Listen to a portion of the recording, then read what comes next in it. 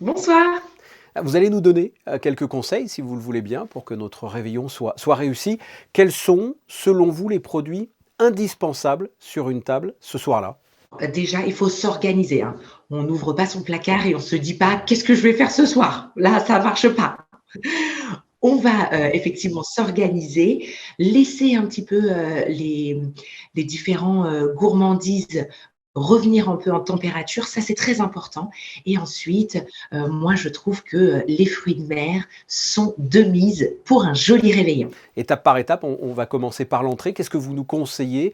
Donnez-nous comme ça quelques idées d'entrée originale. Alors, des fruits de mer, et puis il y a d'autres choses, j'imagine? Ah, des fruits de mer. Alors moi, je suis fan d'escargot aussi, avec le petit beurre d'escargot persillé et aillé. J'aime beaucoup aussi les toasts. Alors les toasts, on peut en faire à beaucoup de choses avec du saumon gravlax, par exemple, ou avec simplement une crème aux légumes pour les végétariens. Mais des petits toasts, ça fait toujours son effet. Pour le plat principal, on reste sur du classique, du chapon, ou alors de la caille, de la dinde. Que faudrait-il faire? Peut-être d'autres choses plus originales? Pourquoi pas? Après, c'est vrai que moi, dans ma famille, la tradition veut que chaque membre de ma famille cuisine chaque année. Et cette année, c'est couscous. Comme quoi, on peut aller dans l'originalité. Rien n'est figé dans le marbre. Bien évidemment, on pense au classique avec le chapon, la dinde. Mais allons-y, partons un petit peu en voyage. J'aime beaucoup faire du poisson. L'année dernière, c'était Coulibiac. On était dans l'Est de l'Europe. Cette année, on est au Maghreb. Et en dessert, c'est plutôt bûche traditionnelle, bûche glacée. Qu'est-ce que vous nous conseillez là aussi? En dessert, oui, effectivement, là, je reste dans le traditionnel avec la bûche glacée. J'aime beaucoup aussi apporter des fruits à coque, des fruits secs, mais c'est vrai que je reste plutôt classique. De façon générale, quels sont les accords de mets les plus originaux selon vous pour un réveillon? C'est couscous et bûche, mais encore? Je pense qu'il ne faut pas s'interdire de choses. Il faut surtout être ensemble, passer un bon moment avec la famille, les amis, les voisins, pourquoi pas.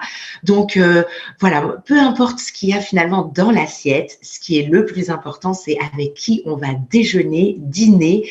Ça, c'est important. J'aimerais que l'on parle un peu de vous. On vous a découvert dans l'émission Top Chef. Vous y étiez radieuse, toujours souriante, toujours heureuse.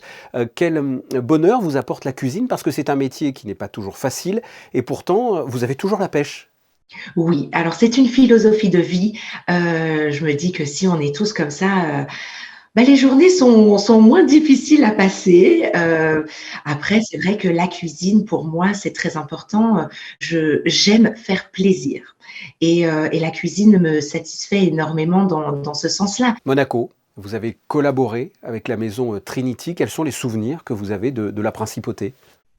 Monaco, pour moi, c'est un très beau souvenir. Je ne connaissais pas, hein, j'ai appris à découvrir Monaco grâce à ce projet et j'ai trouvé un accueil chaleureux, sudiste, hein, très sudiste. Donc, moi, ça m'a fait penser un petit peu à mes origines italiennes avec cet accueil charmant. Quelle est votre actualité ou quels sont vos projets actuellement? Actuellement, je suis en travaux. J'ai créé un lieu un peu hybride où je vais pouvoir avoir une table d'hôte. Bien, je vous souhaite de passer d'excellentes fêtes, Justine Piluso. Merci d'avoir répondu à mes questions. Merci, joyeux Noël et bonne fête. Passez de bonnes fêtes également.